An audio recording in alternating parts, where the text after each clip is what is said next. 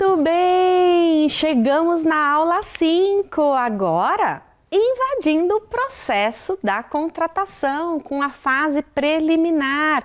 Como assim, Alessandra? A gente não viu nada até agora? Não vimos, calma.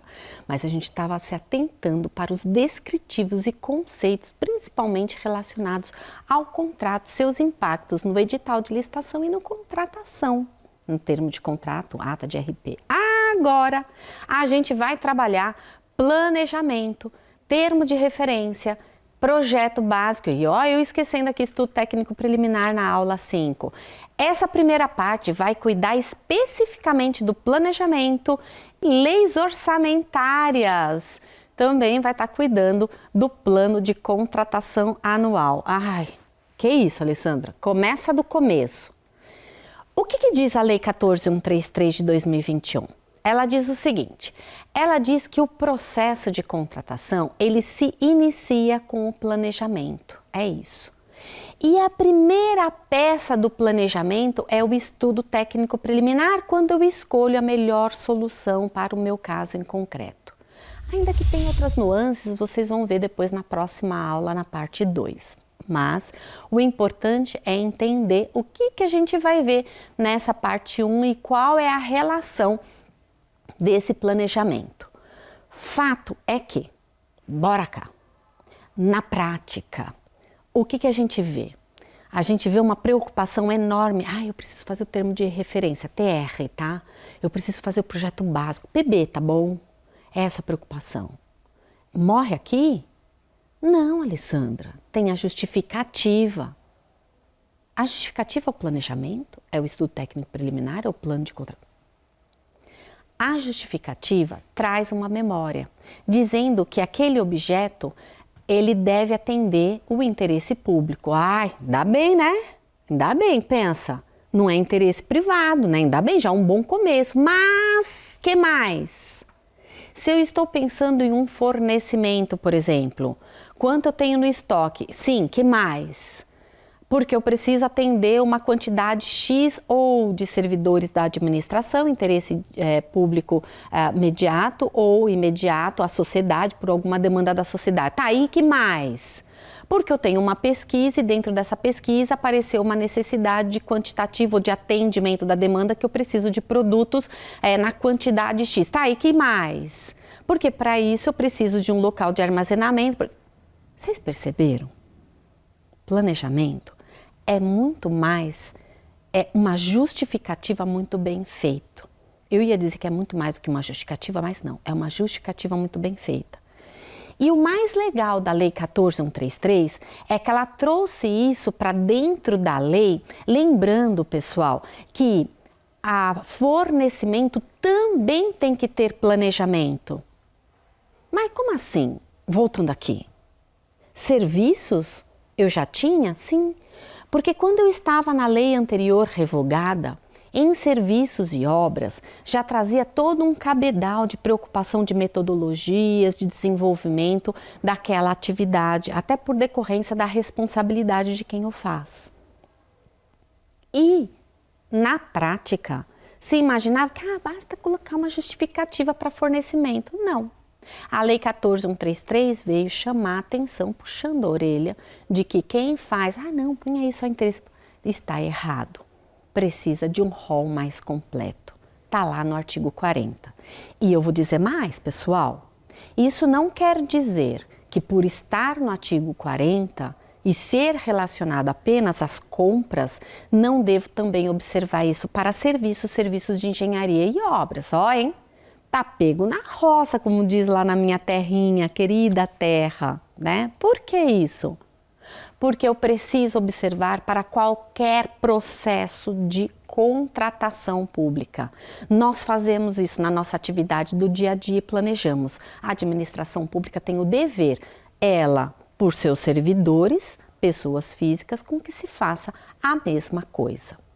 Agora, o que é então o tal plano de contratação anual? Ele é que dá indiretamente substrato, subsídio, sustância para o seu planejamento. Sabe por quê? Porque ele é desenvolvido muito antes. Ele é desenvolvido para quando se dá o suporte na confecção da lei orçamentária. É isso mesmo, um ano antes. Sabe aquela previsibilidade a partir das políticas públicas desenvolvidas aí no seu ente federativo ou de contratos de manutenção, contratos rotineiros, né, no seu tempo de execução continuada? Sabe esses contratos? Pois é. Eles não se encerram e tem uma continuidade no ano seguinte, não é isso? Então a administração faz o quê? Ela faz pelas unidades responsáveis toda uma previsibilidade do que ela vai ter em gasto a partir do ano seguinte, não é isso? E aí ela faz o quê depois disso? Ela monta toda uma previsibilidade de custos para oferecer em sugestão na formatação do orçamento. Para quê? Para a confecção da lei orçamentária. E onde está o planejamento aí, Alessandra? O planejamento é de ordem da alta administração. Para o caso em concreto, agora no exercício que você está, dentro da programação, dentro daquele exercício financeiro anual. Por quê? Porque ele faz a mesma ligadura com a lei orçamentária, que é aquela lei 4.320 de 64, sim, que traz os instrumentos orçamentários, né? O PPA, a LDO e a LOA. Então, é isso.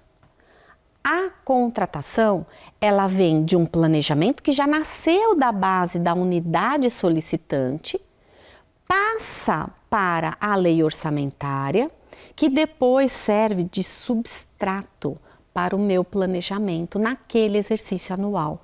E aí determinado, muitas vezes, pela autoridade competente máxima, com as diretrizes do que deve ser feito ou não. Até porque, a gente sabe muito bem, e aí por uma questão de condição de suporte orçamentário, nem tudo aquilo que a gente solicita, que a gente pede para que seja inscrito na lei orçamentária é deferida, né? Muitas vezes com alguns cortes, não é verdade? Né?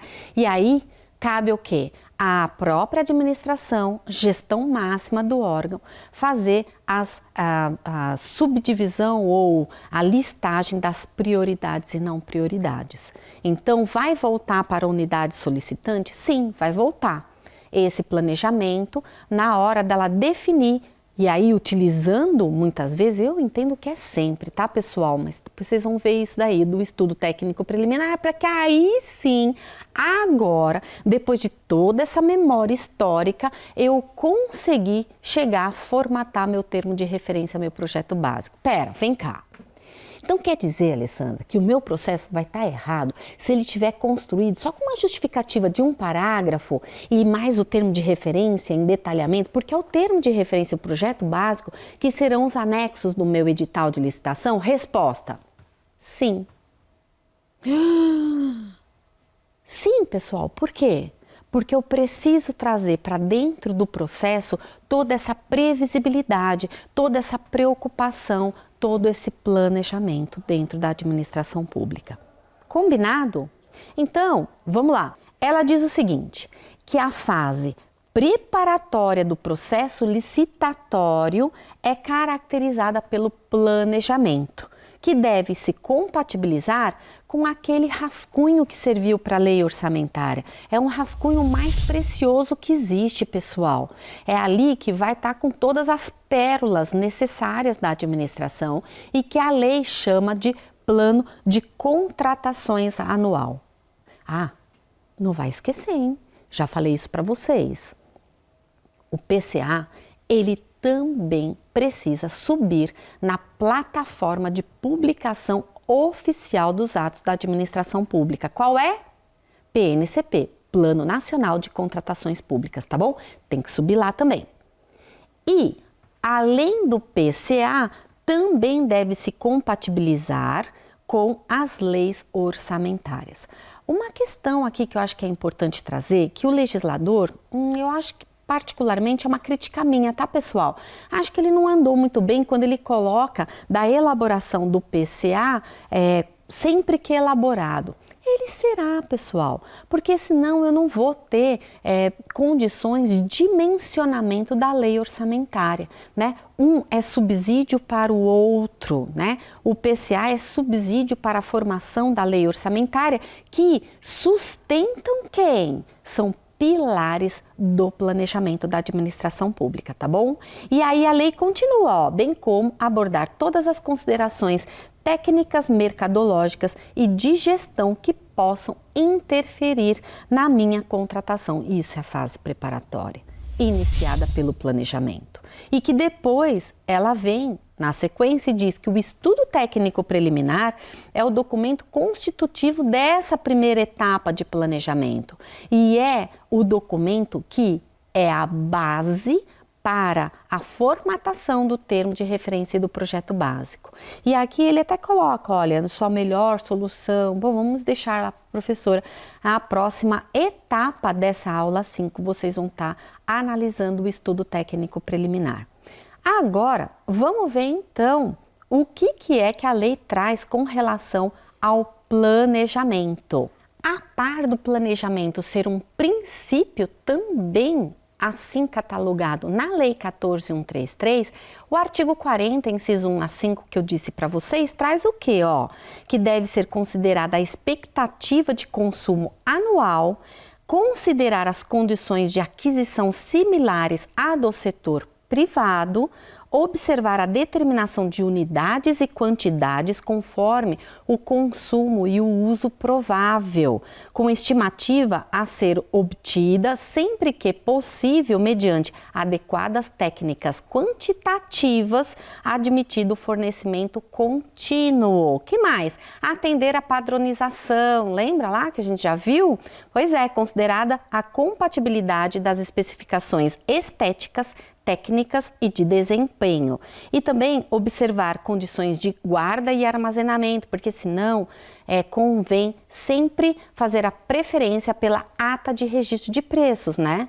Que eu vou tendo depois as aquisições ao longo do seu tempo. Me lembra muito o papel sulfite. Uma vez, pessoal, estava numa aquisição, há muitos anos atrás, numa aquisição e o papel vivia estragando a impressora. E que depois descobriu que isso se dava em decorrência da envergadura do papel, por ele ser colocado no chão frio imediatamente e não em um local de armazenamento seguro. E a administração não tinha outro lugar e não tinha como fazer isso. Então bastava o quê? Ser suficiente o uso do sistema de registro de preços e de uma programação, até porque na aquisição do sistema de registro de preços era possível fazer a previsibilidade para o ano todo, para todas as unidades orçamentárias daquele ente, daquela secretaria na época, e a quantidade sendo maior, custo-benefício ainda traz vantagem para a administração. Hoje a gente já faz isso, né? Estou falando para vocês, é velho demais, mas hoje a gente já faz isso. Muito bem. Mandou muito bem, é isso mesmo, tá bom? Que mais aqui, olha, adotar o parcelamento do objeto quando tecnicamente viável e economicamente vantajoso. Sabe o que faz lembrar isso, por exemplo? Não só em questão de fornecimento, porque na verdade se a gente vai fazer uma aquisição de mobiliário, é do mobiliário como um todo e não ficar pensando em mesas, armários, cadeiras em separado. Claro, a gente pensa no separado, mas é o mobiliário como um todo. E aqui eu preciso fazer o parcelamento de acordo com o quê? Com a mesma linguagem de mercado de cada um deles. O armário e a mesa provavelmente seja do mesmo segmento, até porque eles já são casadinhos, né? Tem um nome, agora acabei de padronizados, né? Tem um outro nome, acabei de esquecer, mas tudo bem, não tem problema. A cadeira nem sempre. Por quê? Porque eu tenho, sim, mercado segmentado de cadeiras e que fornecem para a administração pública. Então, eu tenho sempre que pensar o todo, tá bom? Antes de fazer esse parcelamento. Se a gente imagina que para serviços não tem isso, a gente tem também. Serviços tem a divisão por lotes, por agrupamentos. Então, sempre a gente acaba pensando no todo, tá bom?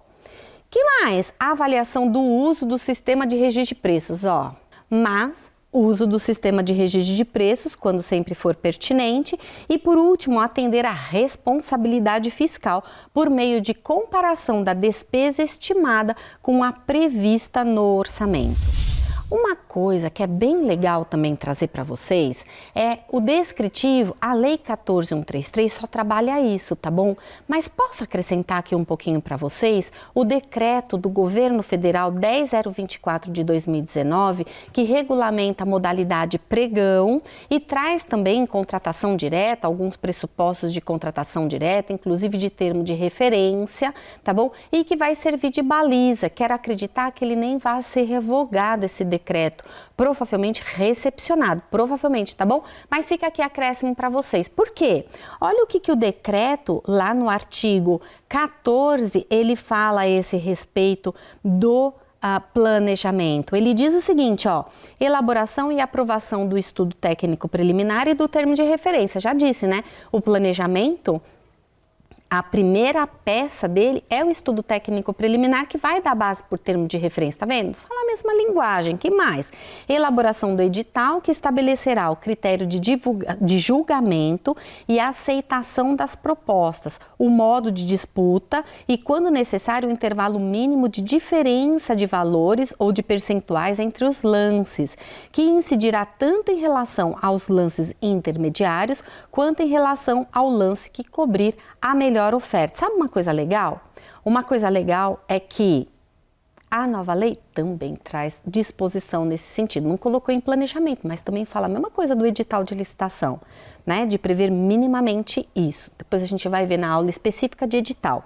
Que mais? Definição das exigências de habilitação, das sanções aplicáveis, dos prazos e das condições que, pelas suas particularidades, sejam consideradas relevantes para a celebração e execução do contrato e atendimento das necessidades da administração pública. E, por último, a designação do pregoeiro e da sua equipe de apoio, né? Então, tudo isso é lembrado na fase preparatória, principalmente já pensado desde quando o planejamento. Por quê? Ainda que eu tenha as etapas, quando eu chego, por exemplo, aqui na designação do pregoeiro e da equipe de apoio, que eu também vou ter depois lá na Lei 14.133 de 2021, quem o faz também é a autoridade competente. Foi ela lá, desde a previsibilidade e abertura desse processo da sua fase preparatória com o planejamento. Tá vendo? Difícil? Nada mais simples que isso é impossível. Bora lá agora avançar para todas as etapas do planejamento, da fase preparatória do processo de licitação e de contratação pública. Bons estudos para vocês. Até lá!